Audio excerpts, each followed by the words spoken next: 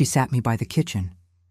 That's where I watched my son get married through a swinging door behind a tray of shrimp cocktail. I paid for the wedding, every flower, every chair. But when the music started and the toasts began, I wasn't part of it. Not even close.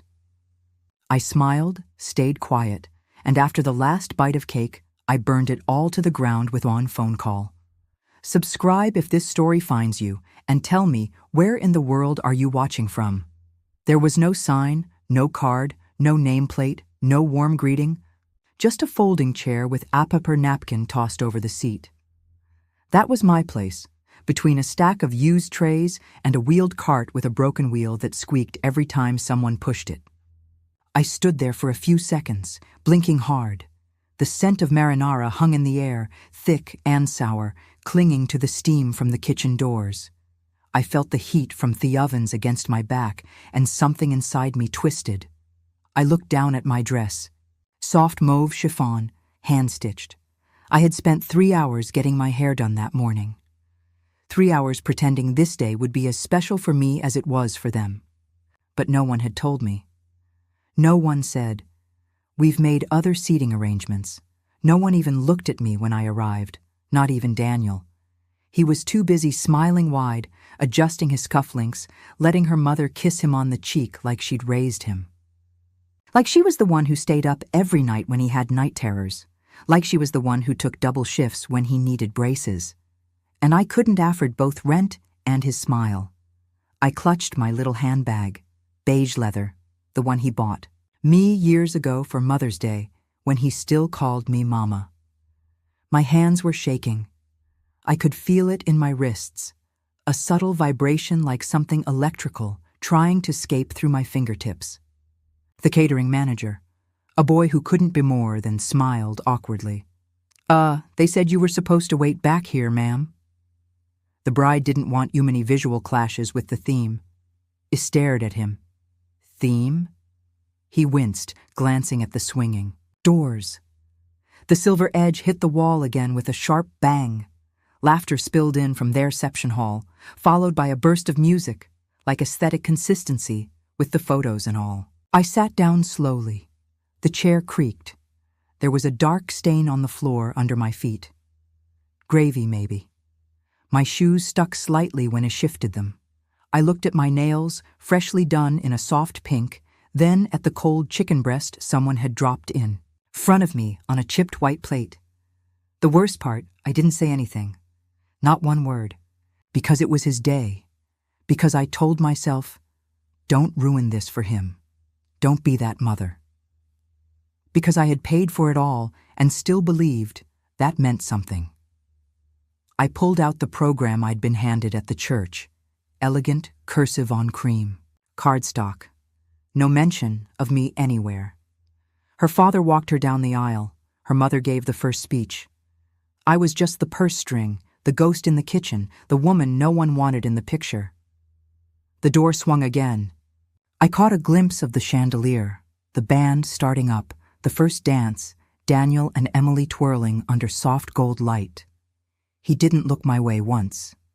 I pressed my napkin to my mouth, pretending to dab a non-existent stain. My eyes burned. He told. Myself, it was the onions from the kitchen, the steam, the heat, not the betrayal. But it was God, it was. And somewhere deep inside me, something cracked quietly, like a hairline fracture in glass. You don't notice until the whole pane shatters. I stared at the wall in front of me. There was a patch of peeling paint behind a fire extinguisher. I stared at it so hard, I thought I'd burn a hole through it. That spot became my anchor, my focal point, the only thing keeping me from falling apart in front of a waiter carrying crab puffs. Because if I let it out, if I started crying, I didn't know if I'd ever stop. I took a deep breath, then another. The chicken on my plate had gone cold. I didn't touch it. Eventually, someone brought out dessert. I didn't taste it, just stared at the layers of white and gold, her colors, her perfect little vision, and then I made the call. It was short, direct. I didn't need to explain myself. Just 3 simple cancellations. The flowers for tomorrow's brunch, the second half of the band's payment, and the open bar that was supposed to last until midnight. My voice was steady, calm, controlled, and when I hung up, I didn't feel guilt. I didn't feel regret. I felt the first flicker of something I hadn't known in years. Power. I looked down at my hands again, no longer shaking, my heart no longer racing, just a quiet hum like an engine coming back to life. The door swung again, another flash of light, of laughter, of the life I was excluded from. Let them toast without me. I had my own plans now. I didn't sleep that night, not for a second. I lay in that stiff hotel bed, still in my dress, staring at the ceiling fan spinning above me like it might suddenly unscrew and crash onto my chest. I half hoped it would. I could still smell the kitchen grease in my hair, the perfume of expensive roses mingled with the sour scent of my own sweat. Humiliation clinging to my skin like a second layer. At some point, I kicked off my shoes. My feet were swollen. They'd hurt during the whole reception, but I hadn't dared take them off. I needed to look presentable, even in the kitchen. It was around a.m. when I sat up. The digital clock glowed red. My phone buzzed again on the nightstand. I didn't check it. I already knew what was there.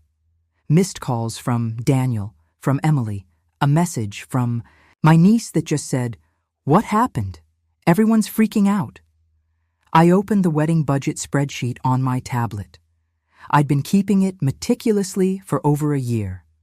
I knew every cent, every adjustment, every upgrade, every indulgence Emily asked for, always with a tight smile. And that word she used like a knife wrapped in satin.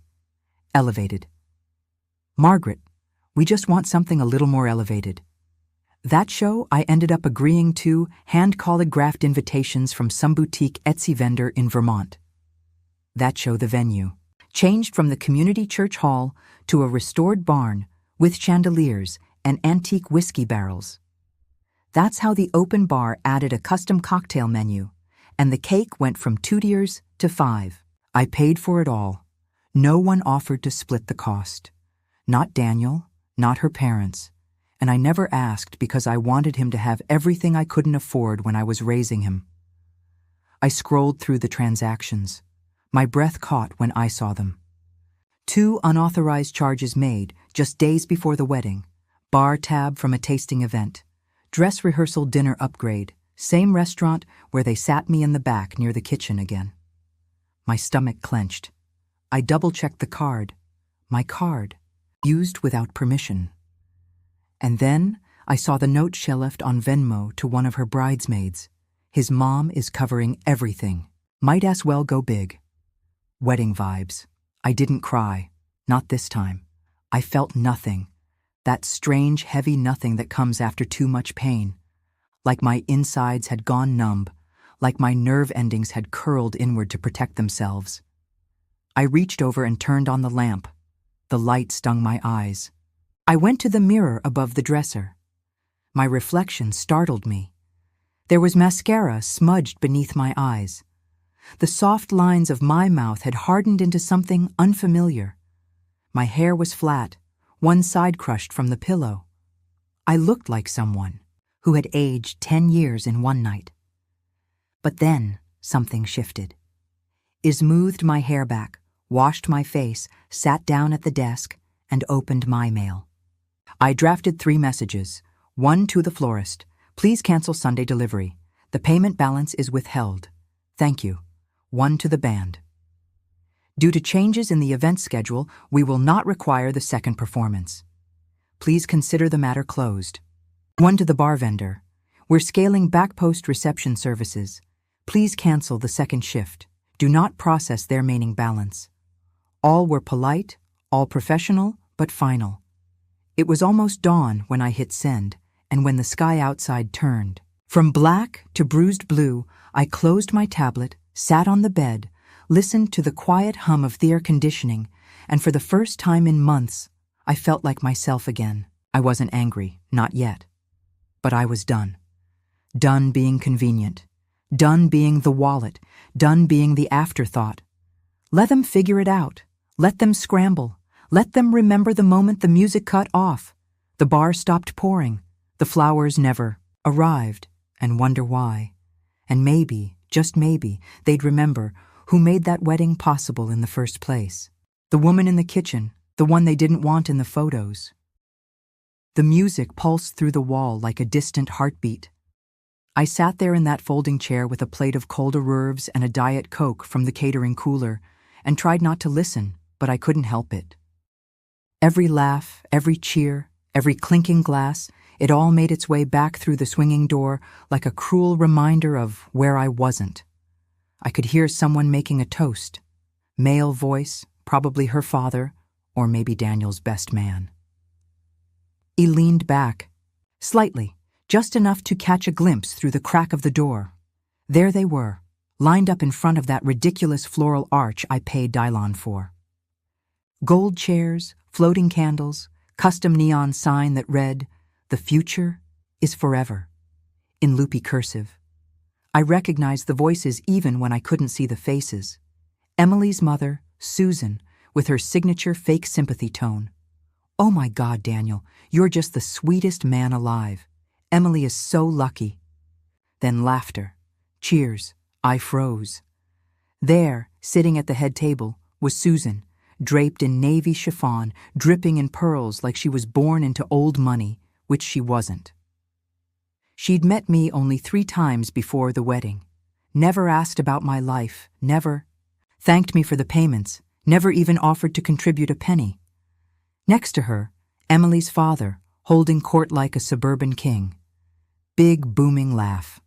Same man who told me at the rehearsal dinner, "We really admire your perseverance. Raising Daniel on your own and all must have been hard. Perseverance. As if I'd hiked a mountain, not worked years in scrubs so me kid could have a life without hand-me-downs." And there was Daniel, my Daniel, smiling. Like a stranger, sitting between her parents like he'd always belonged to them. I searched for my own family. My sister Carol sat 2 rows back next to our cousin Diane. Neither of them looked toward the kitchen. Noon did. I wasn't part of the show. I was a problem that had been solved by a chair in the back and a door that swung shut. Someone brushed past me, a waiter, young girl, probably in college. She glanced at my plate and smiled, awkward and guilty. "Do you want, a refill or anything?" I shook my head. I'm fine, but I wasn't. God, I wasn't. Every inch of me ached, feet, shoulders, jaw clenched, so tight it pulsed behind my eyes. My heart sat heavy in my chest, like a lump off something rotten that refused to move. I stared down at the plate. 3 olives, a slice of brie, a sad little triangle of toast. I hadn't eaten since breakfast, but I couldn't bring myself to put anything in my mouth. My stomach was a clenched fist, my throat a narrow pipe. I thought of the seating chart. I'd asked Emily gently weeks ago. "Have you figured out where I'll be sitting?" She smiled. Tight, bright. "We're still finalizing everything. Don't worry, Margaret. You'll be included." I should have known. I did know. Somewhere deep down, I knew I was being managed. Moved around like a prop, invited for the checkbook, tolerated for the optics, but never truly wanted. The worst part, I said yes to everything. I let them chip away at my role, one tiny concession at a time. No speech from me, no mother-son dance, because they said it would feel awkward. No photos before the ceremony, no mention in the program, just a seat in the kitchen. I heard Daniel laughing again. That deep rumbling laugh he used to have as a kid when I'd chase him through the sprinkler in our backyard. The same laugh I hadn't heard directed at me in years. I felt something rise in my chest. Not grief, not disappointment, rage, quiet, controlled, devastating rage. I stood up, walked toward the swinging door, placed my hand on the edge, and pushed just slightly, just enough to peek through again. I locked eyes with Emily. She saw me. She knew where I was, knew what she had done, and she smiled, not apologetically, not nervously, but calmly, confidently, like it was natural, like I was exactly where it belonged. She turned back toward her bridesmaids, tossed her head back, and laughed. That was when I knew this wasn't a mistake. This wasn't an oversight. This was deliberate. They had planned it, chosen it. She didn't want me there, and Daniel had let her. They both had. And just like that, something inside me shifted. Not broken. No, not this time. Repositioned. My place in their lives had changed, and I was done pretending. I didn't see it. Let them have their spotlight. Let them drink their champagne. They thought I was invisible. They had no idea what I could take away. The toast started while I was still standing by the kitchen door. Someone had dimmed the lights in their reception hall. I could see the glow of string lights above and the shimmer of gold from the chargers on each table. The mic squealed once, and then her father's voice boomed through the room like a game show host. To our daughter Emily and her perfect new husband, Daniel. Cheers erupted. I took a step back. The kitchen behind me was chaotic, metal trays clanging, voices rising, a server arguing about Table 12's gluten-free plate. I moved to the side, leaned against the wall. The plaster was cold against my back. The smell of garlic and hot oil clung to the air. From the other side of the door, her father kept going. When Emily was little, she told us she wanted a fairy tale, a prince, a castle, and a happy ending. Well, sweetheart, today you got it. More applause. My breath caught. He was never there when Daniel was little, never saw me mop vomit off the bathroom floor at AM, never watched me sew buttons back onto his school uniform, never drove miles on icy roads just to take him to a chess tournament. But a day, they were rewriting. The story and I had been edited out. I looked down at my hands again. My fingers were blotchy, the skin thin, slightly trembling. The cold air vent above made my arms prickle. Then came Emily's mother's turn. Her voice was syrupy, over-rehearsed. We're so grateful to be joined today by so many people who love Emily and Daniel, and to welcome Daniel into our family. He's like a second son to us already. Another cheer. Like a second son. Not a word about me. Not a word about the woman who raised him.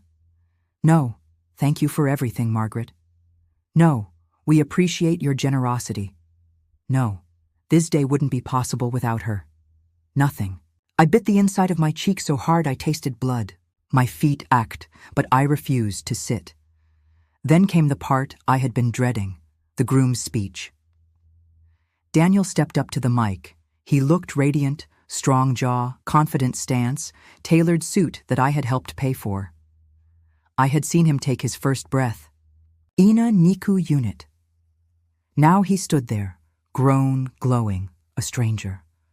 I just want to thank everyone for being here, he said. His voice was deeper than I remembered, polished like he'd rehearsed it in a mirror. I feel so lucky. Emily, you've made me the happiest man alive. And to your family, thank you for welcoming me like your own. I truly feel at home with you all. My throat closed. And to everyone who helped make today happen, thank you. This has been the most incredible day of our lives. My name was never said, not once. I had paid the venue, the catering, the photographer, the DJ, the linens, the custom neon sign. I even paid for the dress Emily wore as she stood there with her hand on his arm. And yet I didn't exist. The servers clapped. I didn't move. The band picked up again. The dance floor started to fill. Someone brought me a slice of cake on a plastic plate. I stared at it. Vanilla with raspberry filling, her favorite. I don't like raspberry, never did. I looked at the thin gold fork they gave me. My hand was steady now. I remembered when Daniel turned 10 and asked for chocolate cake with sprinkles. I worked 2 extra shifts just to buy the one from the bakery he'd pointed to in the window.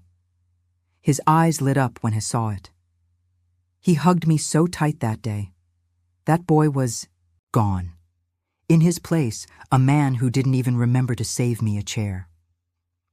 I set the cake aside. I waited until the last bite of dessert was served, until people were getting up, loosening their ties, wiping icing from their lips until the music hit that perfect peak. Then I walked out of the kitchen, straight past the servers, straight past the bar, out the side door. The air outside was cool and still, the kind of silence that hums in your ears. I took out my phone. 3 calls, 1 to the florist, 1 to the band, 1 to the bar manager. Polite, direct, no need for explanations. By the time I walked back into the hotel, the wheels were already turning. Tomorrow's brunch canceled, late-night music set pulled, second bartender and cocktail menu gone. I had stayed quiet long enough. Let them enjoy what's left. Let them feel the gap, the absence. Let them ask questions. I didn't care if they called me dramatic, petty, ungrateful. They already erased me from the story. All I did was turn the page. The hotel room smelled like rose lotion and something faintly metallic. Maybe thestrus, maybe my skin. I sat cross-legged on the bed, the comforter still perfectly made beneath me, untouched since I checked in 2 nights ago. I hadn't cried, not once.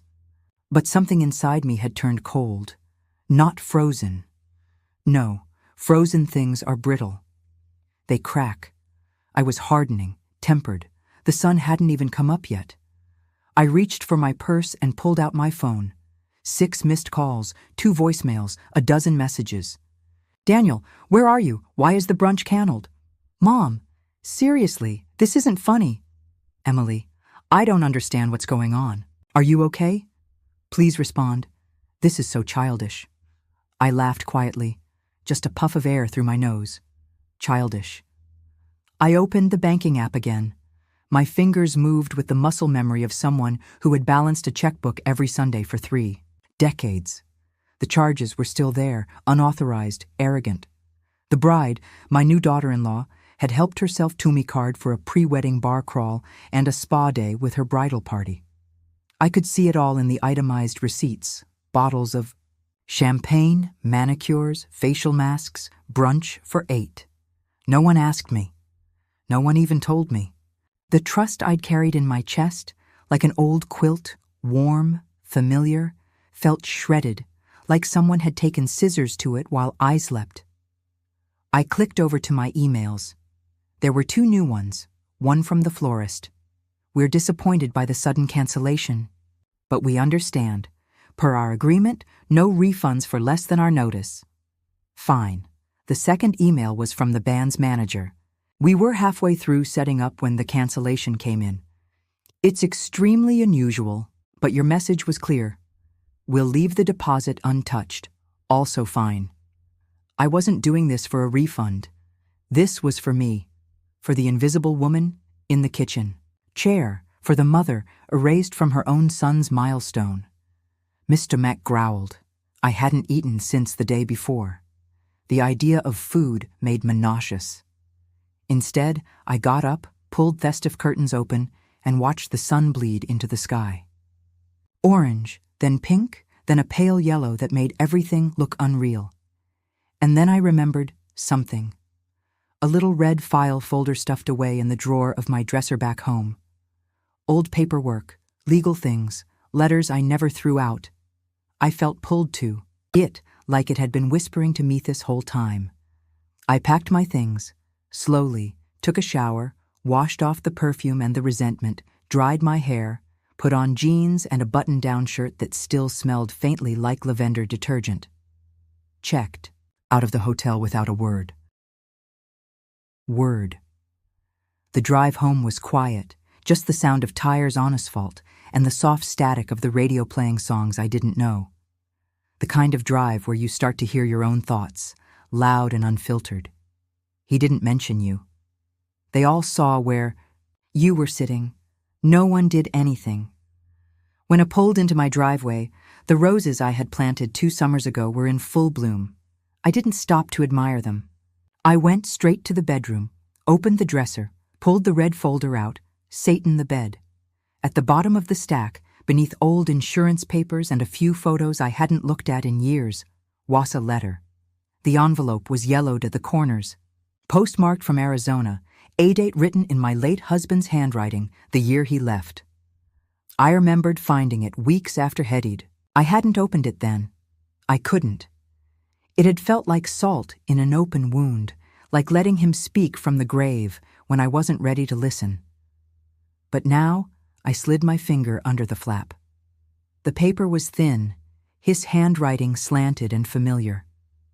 It started, simple. "Margaret, I know you never wanted to hear from me again, but I need to tell you something." I felt my pulse pick up. My hands trembled slightly. "I've been carrying a secret, and I can't take it to the grave. You deserve the truth. Daniel, he isn't biologically yours. I found out years ago Emily was pregnant when we got together. I thought I could pretend he was mine, but he's not, and neither Ophis ever told you." I stopped reading. The room spun just for a second, then settled. I read the rest. Apologies, excuses, regrets, words that meant nothing now. Daniel, my Daniel, was the product of an affair. Another woman's child left on my doorstep like a test I didn't know I was taking. And I passed. God help me. I passed. Every scraped knee, every bedtime story, every night shift I took to buy him sneakers and class photos. I passed with flying colors. And yet here I was, discarded, replaced, erased. But now I had a new clarity, a truth sharp enough to cut through years of silence. And I was done bleeding. I didn't cry. Even as I sat there with that letter trembling in my lap, the weight of it heavier than anything I'd ever held, I didn't shed a single tear. What would be the point? Tears had built Daniel's childhood. Tears paid for his shoes, his asthma medication, his first car. They filled my pillow after his father left, and again when he walked across that high school stage, not once turning to wave it. Me in the crowd. I had run out of tears years ago. What I had now was something else. Not grief, not heartbreak, clarity. I walked to the kitchen and poured myself a cup of coffee. Black, strong. I sat by the window and watched the neighbor's sprinkler tick, tick, tick across the lawn. It was a normal Sunday morning, but I was no longer the woman who paid for someone else's fairy tale and got a folding chair behind the punch bowl in return. I was no longer the woman who would swallow this. Not this. I opened my phone and began with the florist. My voice was calm, polite. I thanked them for their understanding, confirmed again that Sunday's arrangements would not be needed. I didn't explain. I didn't owe them that. The band was next. Same tone, same silence about the reason. Then the bar service. "Hi, this is Margaret Langley." "Yes, that's right. I'm calling to cancel the cocktail reception for the post-wedding brunch." "Yes." "No. No issues. Just a change of heart. Thank you." Click. 3 calls, 3 cuts. I could have left it there, but I didn't because I knew what was coming. I turned off my phone, turned it back on 5 minutes later.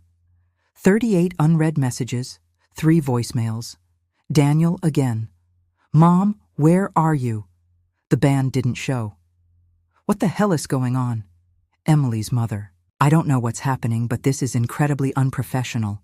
People asking questions. Then Emily herself. "Margaret, seriously. Is this because you were upset about the seating?" "That's just petty. We had a vision. Don't ruin this." Petty? The word echoed like aslur, like a branding iron. And yet, when I closed my eyes, all I could see was her smirking across the reception hall, knowing where I was, knowing what she had done, knowing I wouldn't fight back until now.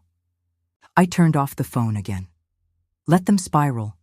Let the questions pile up. Let them realize the bar ran dry because I was the well. That the music stopped because I paid the final note. That the flowers never arrived because the roots were rotten. I cleaned the kitchen, wiped the counters, fed the cat. It was the most peace I'd felt in months. Around noon, the doorbell rang.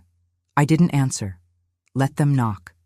Let them sit in the heat of their own discomfort. Later that night, I posted a single photo on Facebook. Not of the wedding, not of me. Just a picture of the check I wrote, blurred out the account number, left the signature visible, no caption, no explanation, just that, a truth they couldn't deny, a receipt of sacrifice. And then I logged off. Not just from Facebook, from the guilt, from the silence, from pretending this wasn't betrayal. I didn't need their explanations, their spin, their justifications. Let them sit in the wreckage. I wasn't going to save them from it. The silence was the first sign they were scrambling. No more messages, no more calls, just a strange, stretching quiet, like the eye of a storm passing directly over my house. I could feel it, the tension, the waiting. They didn't know what I would do next. I didn't either, but it was going to be mine. Monday morning, I brewed coffee and sat by the window again. No makeup, no earrings, just me and the day and the hum of the fridge in the background. Daniel hadn't called since yesterday. The last voicemail had been short, stiff, defensive. "You really made a scene, Mom. Everyone's talking. You embarrassed us." "I don't know what you were trying to prove, but you crossed a line. I didn't even flinch when I heard it." Because here's the truth. No one likes to say aloud. You can give everything to someone. Your time, your money, your love, and still be disposable. You can build their entire world and still be told you're not part of the aesthetic. The betrayal didn't surprise me anymore. What surprised me was how little I cared now that I'd stopped begging for their approval. That morning, I deleted his contact from my phone. His just the name. The number remained. I didn't need to forget him. I just didn't want his name lighting up. My screen, like it still belonged there. Around noon, I went out. Grocery store, post office, small errands. Life continued. And in the bakery aisle of all places, I saw Diane, my cousin, who'd flown in for the wedding. She smiled when she spotted me, but there was hesitation behind it. "Margaret." "Hey," I nodded. She stepped closer, lowered her voice. "Are you okay?" I met her eyes. "Were you okay?" I asked, watching me sit back there. She flushed. I didn't realize that was on purpose. I thought maybe you?" "No," I cut in gently. "You didn't think. That's all?" There was a long silence. "I'm sorry," she said finally. "It was wrong. I should have said something." I nodded once. "Thank you." She looked relieved, like that small moment of accountability had freed her. It hadn't freed me, but it was a start. When I got home, I found a bouquet on my porch. Carnations, the cheap kind, already wilting, no card. I didn't bring them inside. Instead, I walked them straight to the trash bin. Later that evening, I checked Facebook. The photo of the check had nearly 100 comments. Old friends, colleagues, neighbors, people I hadn't heard from in years. Some were confused, some were outraged, but most understood. One comment stuck out. "This broke my heart, Margaret, and I've never related to something so deeply. Thank you for showing us we don't have to stay quiet." That was it. The beginning of something new. Not revenge, not spite, power reclaimed. Let them rage in group chats. Let them spin their own narrative. I wasn't replying. I wasn't explaining. I was finally choosing silence, not as submission, but as control. And the silence this time was mine. It started with the drawer. A creaky old thing in the guest room dresser, half stuck, always needing a little hip bump tupin. I wasn't even looking for anything in particular, just clearing out the remnants of a life I'd been too tired to sort through. But somewhere between the ellowing tax returns and expired coupons, I found it. That red folder again, the same one I thought I'd already emptied. But tucked into the sleeve, so thin it might as well have been part of the lining, was a second letter. No envelope this time. Just folded once, then again, handwritten, same slanted scroll, same name. My ex-husband's signature stared up at me like a ghost. Michael, it was dated 3 days before his death. Margaret, if you're reading this, I guess the first letter reached you. I don't know if you opened it. I hope you did. I won't waste time apologizing again. I need to tell you something more, something I couldn't carry with me, something I should have said a long time ago. Daniel wasn't just someone else's son. He was never supposed to be yours at all. When Emily left him at my door, she didn't want to keep him. She was 18, terrified. She asked me to give him up for adoption. I couldn't. I didn't have the heart. I lied to you. I told you he was ours, that it was a mistake from before we got married. You believed me. You raised him. You loved him like he was flesh of your flesh. But the truth is, he wasn't even that. He was a stranger's child. And you made him your world anyway. I don't know how you'll feel reading this, but I hope you know that whatever else I did wrong, I was right about choosing you. You were the only person strong enough to be his mother, not because of blood, but because of who you are. I didn't move.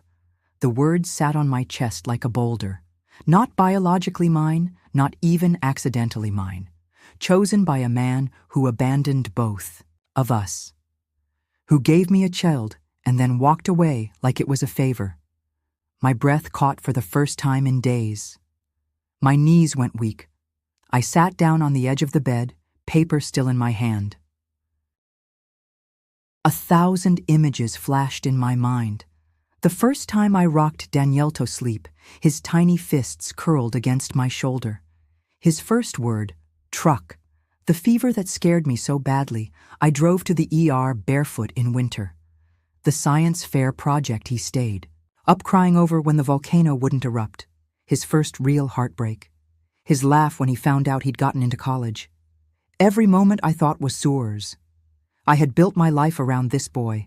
I had shaped my identity around being his mother. And now I had to accept something no woman should ever have to.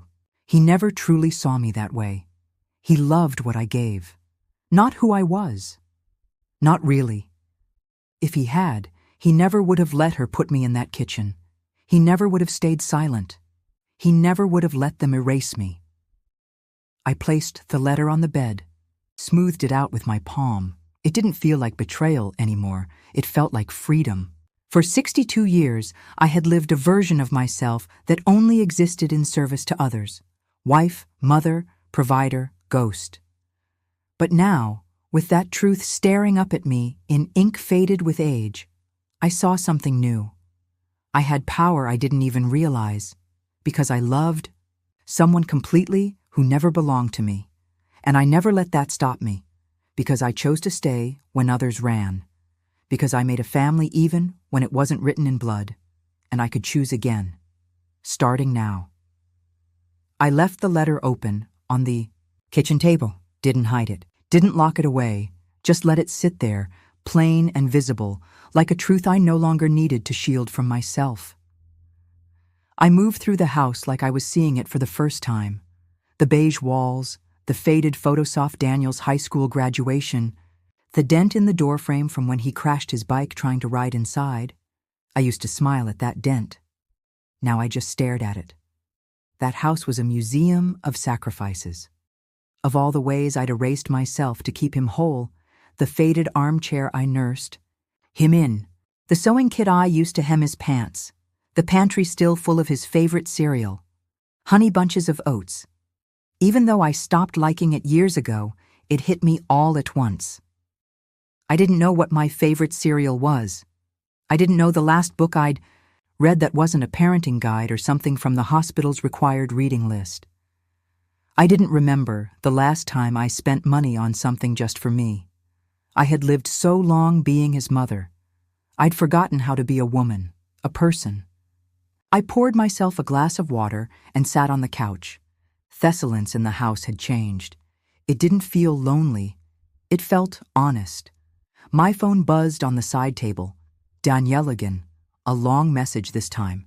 A different tone. I don't know what happened. I've been thinking about everything. Emily said she didn't mean to hurt you. I'm sorry if you felt excluded. If I felt not because you excluded me, not because you left me behind. If I felt it was still about his perception, his comfort, his distance. From blame, I didn't respond. Instead, I picked up the remote and turned on the TV. The hum of a cooking show filled the room, calm, steady. My eyes drifted to the letter again. He wasn't mine. Not biologically, not legally, but I had been his until he made it. Clear I was no longer part of the family he was building. The ache inside me wasn't for him anymore. It was for the version of myself I had abandoned to raise someone who never once turned around to ask, "Are you okay, Mom?" All those years, all those birthdays, I made special. All those Christmas mornings I stayed up past midnight wrapping dollar store gifts in perfect bows. All those you go sit, I'll do the dishes kind of days I never had because no one ever offered. I had been his background music, his safety net, his reliable silence, but no more.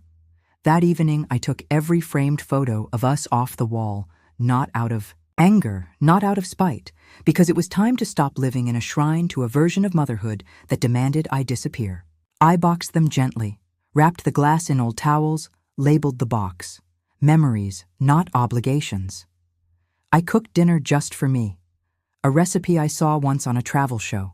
Lemon butter pasta with roasted cherry tomatoes and garlic. No chicken nuggets, no side of mac and cheese, just what I wanted. I lit a candle while Ayati played soft jazz, set the table for Roan. It was quiet, but not empty. It was the sound of reclaiming something I hadn't realized I'd lost myself. The invitation list started with silence. No glitter pens, no gold foil, just a lined yellow notepad and the sound of my pen scratching across it. I wrote the names sown by one. Not people I had to invite, people I wanted to. Claire, my old friend from the ER who used to sneak coffee into my locker when I worked doubles. Mr. Henderson, my next-door neighbor who always blowed my driveway before I could get out there. Dina from the bookstore I visit every Sunday, always.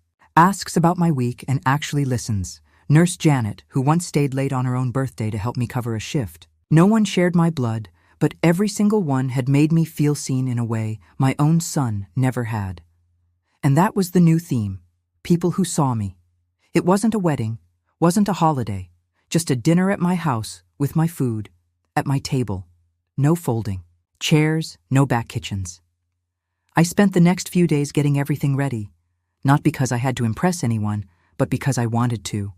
For the first time in years, I wasn't preparing something for someone else's story. This wasn't about Daniel. It wasn't about redemption. It wasn't about proving anything. It was about making space for joy for me. I went to the market and picked out the ingredients myself. Fresh basil, garlic, heirloom tomatoes, not a single frozen. Appetizer tray in sight. I even bought a new tablecloth, blue with sunflowers. It reminded me of something I would have liked when I was 20 before all the shoulds started stacking up like bricks around my life. On the morning of the dinner, I woke up early and played music while I cooked. Van Morrison, Stevie Nicks, Norah Jones. My houses smelled like garlic and olive oil and lemon zest, like warmth, like effort, like home. The first guest arrived just before 6. Claire with a bottle of red and a huge smile. "You look amazing, Maggie." I did. Hair soft, gray at the temples, but loose and confident. A linen blouse that made my skin feel cool. No Spanx, no mascara tears waiting to happen. Just me. They trickled in after that. 6 guests, laughter at the door, hugs that lasted longer than they needed to, wine being poured without asking permission. We ate at the table I once used for folding laundry and helping Daniel with math homework. Now it was full of passing plates, clinking forks, napkins being dabbed to mouths mid-laughter. I laughed too, really laughed. Someone brought up bad first dates. Someone else admitted to stealing a pen from the bank every week out of spite. And somewhere, between dessert and seconds, it hit me. This was family.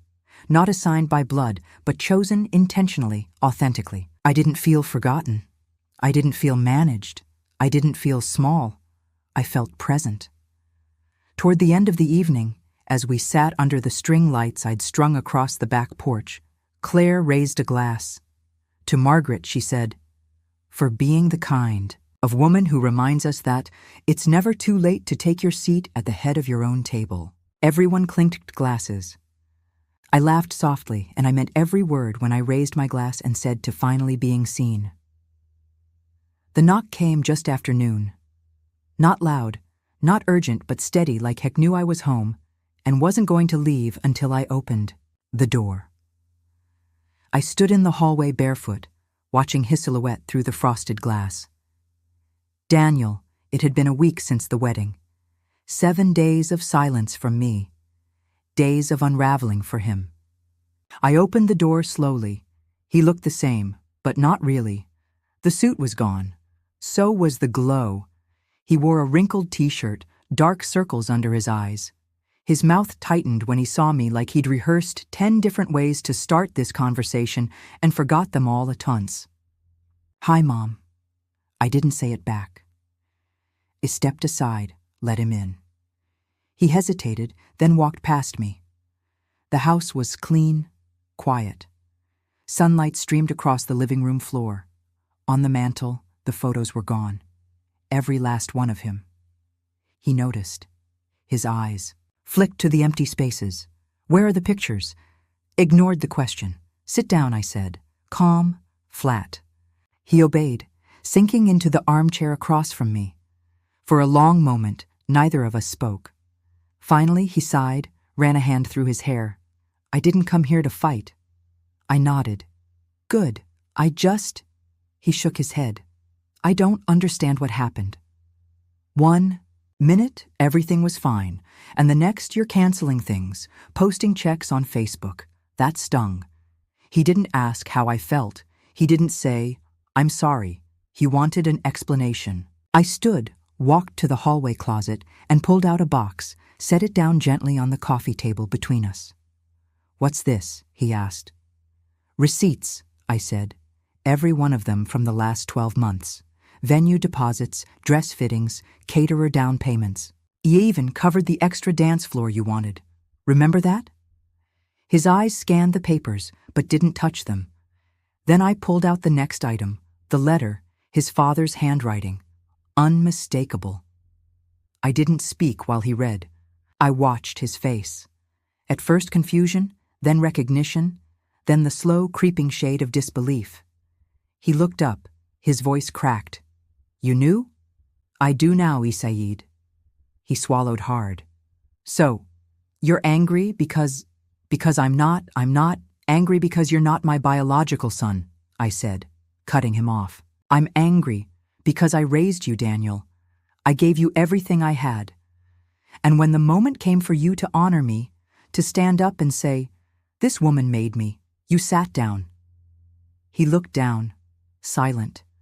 "You let them push me into the kitchen." I continued. My voice didn't shake. "You watched them humiliate me and you said nothing. That's what broke me. Not your DNA, not the money." He finally spoke barely above a whisper. "I didn't think it would matter," Emily said. "She said it would be better for the pictures, for the look." I didn't think you'd be hurt." I laughed cold, brief. "You didn't think exactly." I stood, walked over to the mantel, held up one of the empty frames. "This used to hold a photo of your kindergarten graduation. You had a missing tooth and marker. On your shirt. You ran off the stage straight into my arms. I placed it face down. I'm done holding on to versions of you that no longer exist." He flinched, like I'd hit him. "Mom? No," I said firmly. "I'm not your backdrop anymore. I'm not your bank. I'm not your afterthought." He looked at the floor, his jaw clenched. He nodded slowly. "I'm sorry," he whispered. "Too little, too late." I picked up the box, closed the lid, handed it to him. "These are yours now. Take them. Every receipt, every record, every reminder of what you chose to overlook." He hesitated, then took the box, and I walked him to the door. He paused at the threshold, looked back at me like he was searching for a crack, a softness, a sign that the door might open again later, but it wouldn't. "You always said I was your whole world," he said quietly. "You were," I replied, "and now I'm finally mine." Then I closed the door.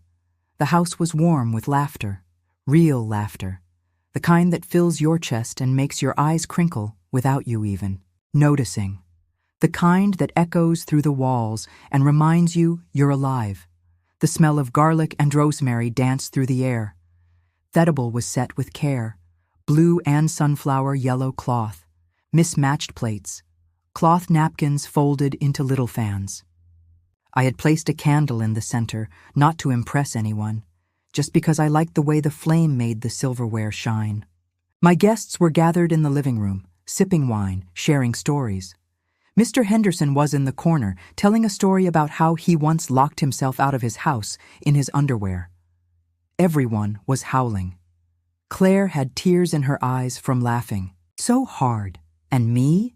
I was standing in the kitchen barefoot, holding a glass of wine, smiling, not waiting to be called in, not hidden behind a door, not forgotten. I was hostess. I was present. I was seen. I plated the last dish, roasted vegetables with thyme and sea salt, and brought it out. As I set it on the table, someone clapped. "Chef Margaret strikes again," Claire said with a grin. We sat, past the eye. Bowls poured more wine. Somewhere between the second helping and the last bite of cornbread, Claire raised her glass again. "I think we should toast," she said. Everyone nodded. "To what?" Dina asked. Claire turned to me. "To choosing yourself," she said, "and to knowing when to stop giving to people who only know how to take." Everyone raised their glass, and I finally fully raised mine too. I stood up. My hands didn't shake, my voice didn't tremble. I looked at every face around that table. People who weren't bound to me by obligation or blood, but by choice, by love, by respect. And I said, to the mothers who stayed quiet for too long, to the women who gave everything and were told it still wasn't enough, to the ones who were asked to sit in the kitchen after building the damn house. This is for us. May we never sit down again unless it's at the head of our own table. Glasses clink-ticked, someone cheered, and I sat down. Not in the back, not out of sight, not in exile, but in my chair, my place. Daniel never called again. I didn't need him to. The people who matter were already here. The next morning, I woke up to birdsong and light pouring through my window. No regrets, no tightness in my chest, just peace. I made coffee, sat on the porch with my robe fluttering gently in the breeze. I looked out at my garden, roses blooming wild and bright. I wasn't someone's backdrop anymore. I was the main character in my own life, and finally, that was enough. Thanks for listening. Don't forget to subscribe and feel free to share your story in the comments. Your voice matters.